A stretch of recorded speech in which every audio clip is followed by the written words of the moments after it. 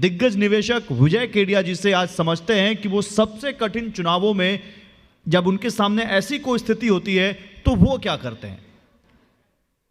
और इस सेशन का नाम ही है सबसे कठिन चुनाव।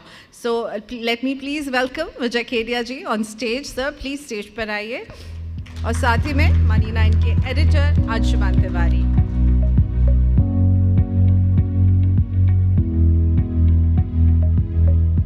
विजय जी, आपका बहुत बहुत आभार इस कार्यक्रम में आने के लिए। आपके आने से पहले ही हमारे पास इतनी फरमाइशें आ चुकी हैं। आमतौर पर निवेश गुरुओं से लोग गाना सुनने की उम्मीद नहीं करते हैं, लेकिन आपकी एक अपनी अलग प्रतिभा है और एक अलग पहचान है। अभी आपने एक ताज़ा गीत लिखा है, तो हम वहीं से शुरुआत करें ना। पहले हम आपका निवेश के लिए गीत सुने जो आपने बजट से पहले लिखा था और सरकार को भेजा था, हालांकि इस बार अंतरिम बजट था। फिर हम सवालों की तरफ आगे बढ़ते हैं। सरकार को जो भेजा था वो सरकार को तो मैं हर साल भेज देता हूँ, लेकिन सरकार सुनती नहीं है। तो मैंने डिसाइड किया है कि निर्मला जी को मैंने भेजा था, उसी की शायद आप बात कर रहे होंगे। तो 2 साल हो गया भेजते हुए, मैडम ने सुना नहीं है, लेकिन अभी वापस बजट आ रहा है। ठीक है, ये तो इंटरिम था, इस बजट में वापस उनको भेजूंगा। और अगर इस बार भी इन्होंने नहीं सुना तो ये बात पक्का है, मैं अगले साल वापस उनको भेजूंगा।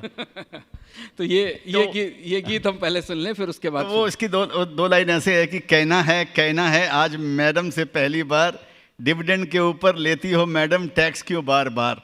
तो थोड़ा तरन्नुम है, थोड़ा सा थैंक यू सर। थोड़ा सा सुर में है, तरन्नुम में गा के आपको लोग सुनना चाहते हैं। बहुत सारे लोग प्रतीक्षा कर रहे हैं ऑनलाइन सुनने के लिए आपको। कहना है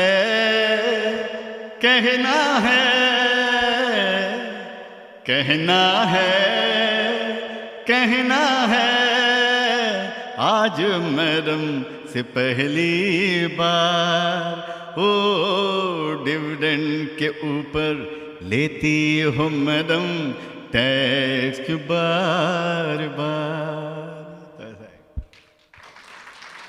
अभी हम बीच में एक दो मुखड़े और सुनेंगे विजय जी से, क्योंकि विजय जी स्टॉक इन्वेस्टिंग को, निवेश को जितने खूबसूरत ढंग से समझते या समझाते हैं, उतने ही खूबसूरत ढंग से गाते भी हैं, और ये खास बात है।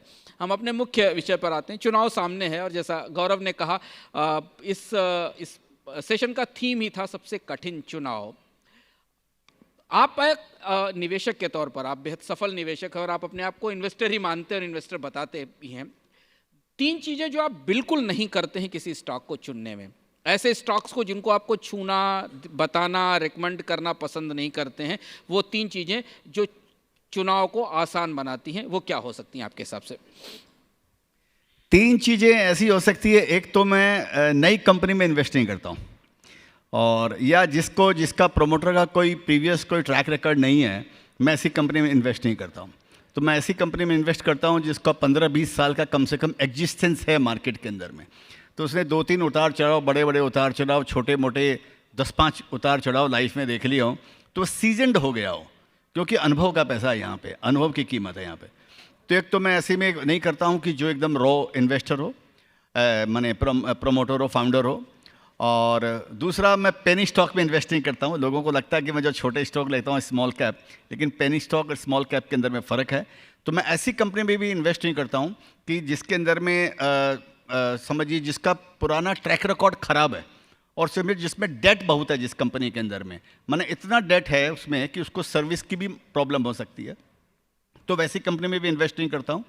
और तीसरा जो मेरे को लगता है कि कहीं ना कहीं वो ऑपरेटर ड्रिवन है, या समझिए वो तेज़ी बाज़ार के अंदर में आ जाते हैं और मंदी में साफ़ हो जाते हैं, जिनके अंदर में प्रोमोटर का भी नाम कभी कभी रहता है मार्केट को चढ़ाने उतारने में, या ऑपरेटर ड्रिवन है, तो मैनिपुलेटेड है, ऐसे शेयरों में इन्वेस्ट नहीं करता हूँ। जो लोग इस कार्यक्रम को देख रहे हैं उनके लिए ये सारे सूत्र बेहद महत्वपूर्ण हैं, क्योंकि ये सत्र उन निवेशकों के लिए खास तौर पर महत्वपूर्ण होने वाला है जो स्टॉक मार्केट में इन्वेस्टिंग सीखना चाहते हैं, शुरू करना चाहते हैं।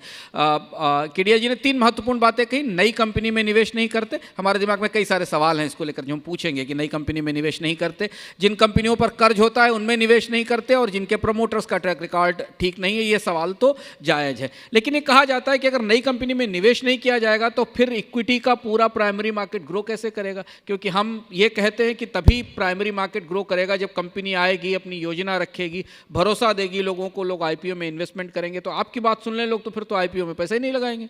तो एक आईपीओ में और नए मैनेजमेंट में फ़र्क है। जी। आईपीओ की कंपनियां भी हो सकती है 10 साल का 20 साल का एग्जिस्टेंस रखती हो, उसके बाद में आईपीओ करने के लिए आ रही, ऐसा भी हो सकता है। तो मैं उनके बारे में नहीं बोल रहा हूँ। वैसे मैं आईपीओ में भी इन्वेस्ट नहीं करता हूँ, क्योंकि ऑलरेडी वैल्यू पहले ही निचोड़ ली जाती है ज़्यादातर तो इस बोलकर। लेकिन आईपीओ वाले भी 20 साल हो जाते हैं। जी। और दूसरा बात है, देखिए सर, यहाँ तो बहुत सारे इन्वेस्टर्स हैं।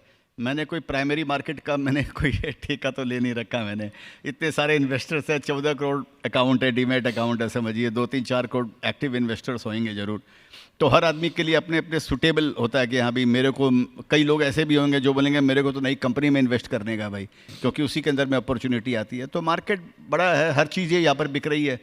20 रुपये में भी चाय मिलती है, 100 रुपये में भी चाय मिलती है और 400 रुपये में भी चाय मिलती है, और तीनों के काम चल रहे हैं। तो हर तरह के कस्टमर है इसके अंदर में।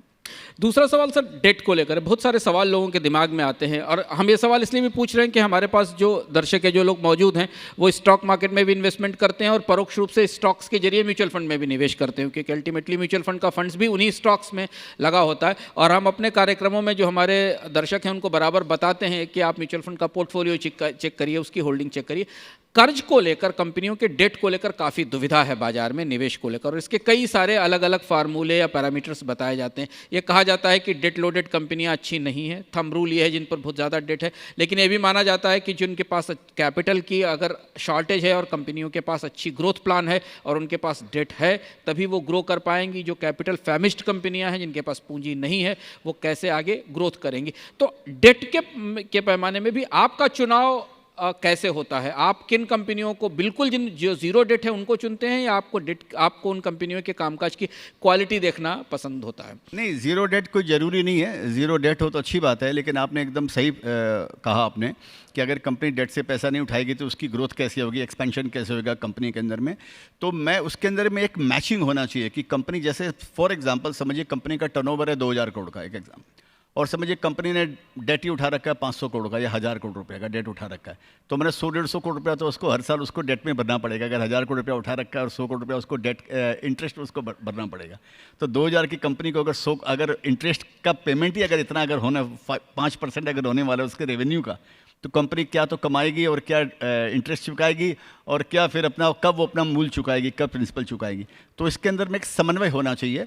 तो मैं प्रेफर करता हूँ जनरली जो मिनिमम डेट हो, या इतना हो कि कंपनी अगर घाटे में भी अगर चली जाए 2-3 साल के लिए, तो भी कम से कम इंटरेस्ट पेमेंट करने के लिए कंपनी को कोई प्रॉब्लम नहीं हो, कोई एसेट नहीं बेचनी पड़े।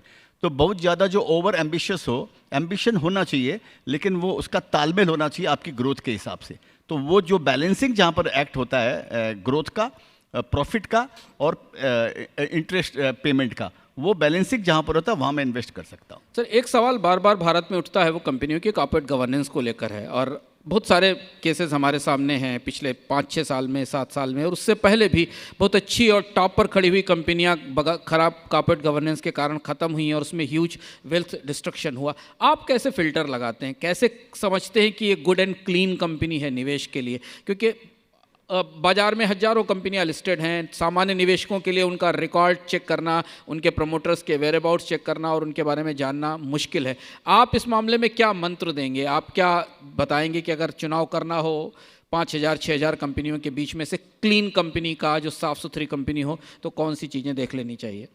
नहीं, उसमें ऐसा सर, मेरा एक कोट है कि there are large cap, there are mid cap, and there are small caps, and there are भंगार कैप्स ऑल्सो। भंगार कैप क्या है, उनको भी बता दीजिए। तो ये भंगार कैप जो 6000 आप नाम ले रहे हैं, हाँ। इसमें 4-5 हज़ार कंपनियां भंगार कैप उसमें श्रेणी में आती है, जो हर तेजी बाजार के अंदर में आ जाती है शुतर मुर्ग के जैसे, और वापस वो चली जाती है, बुल मार्केट में आती है और वापस चली जाती है। फिर उनका परफॉर्मेंस जो लैकलस्टर होता है। तो इस बोलकर मेरे जो नोटिस में जो रहता है वो 500,000 कंपनियाँ रहती है, और मैं इनको 10-10 साल, 5-5 साल, 15-15 साल तक मैं इनको वॉच करता हूँ। मैं इनको, और मैं एक एग्जांपल देता हूँ, मैंने कई जगह एक एग्जांपल दिया कि मैं क्या करता हूँ।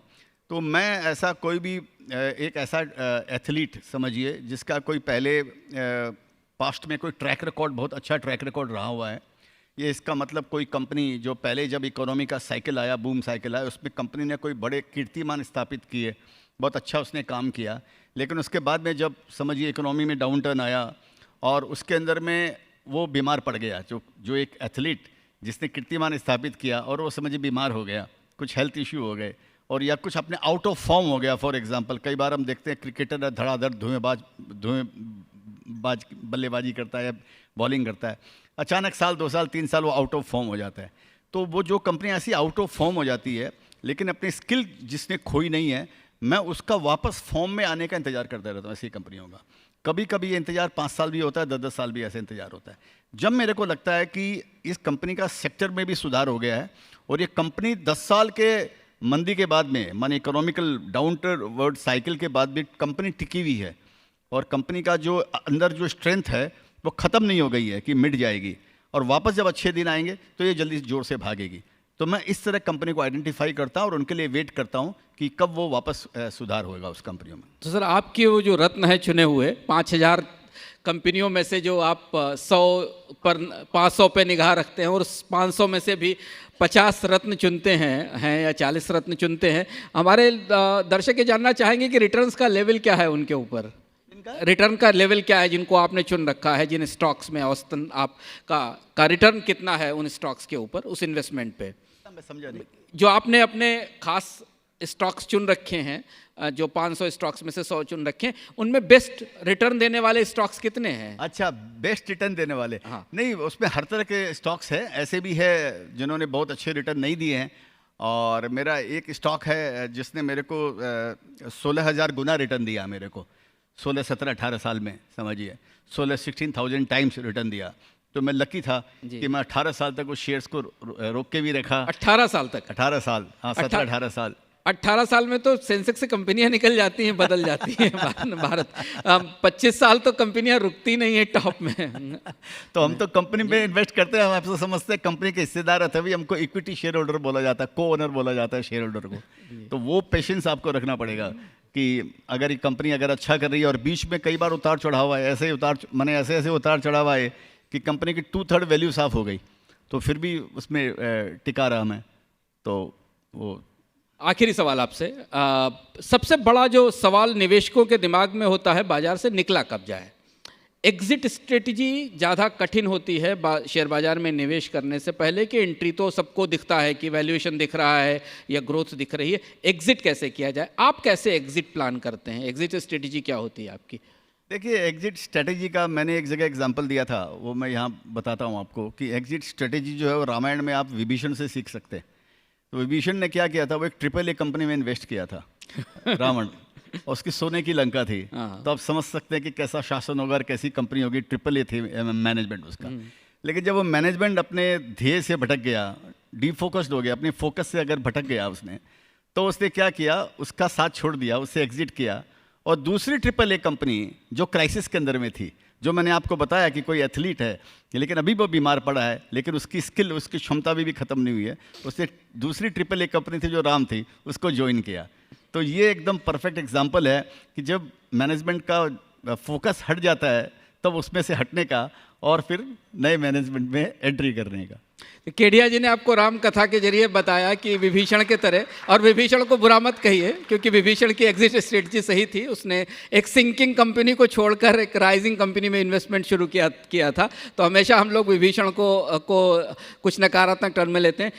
बहुत बहुत धन्यवाद आपका केडिया जी मनी 9 के इस कार्यक्रम में आने के लिए और बेहद दिलचस्प ढंग से हमें बताने के लिए कि हम क्या गलती करते हैं और किस तरह से स्टॉक्स चुनने चाहिए। बहुत बहुत आभार सर।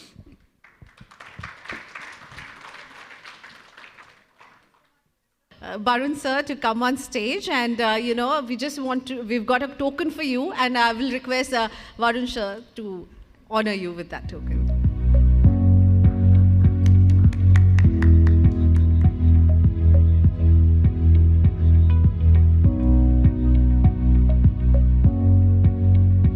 एक बार जोरदार तालियां हो जाएं। Thank you Vijay ji, thank you Varun sir, thank you Anshuman sir.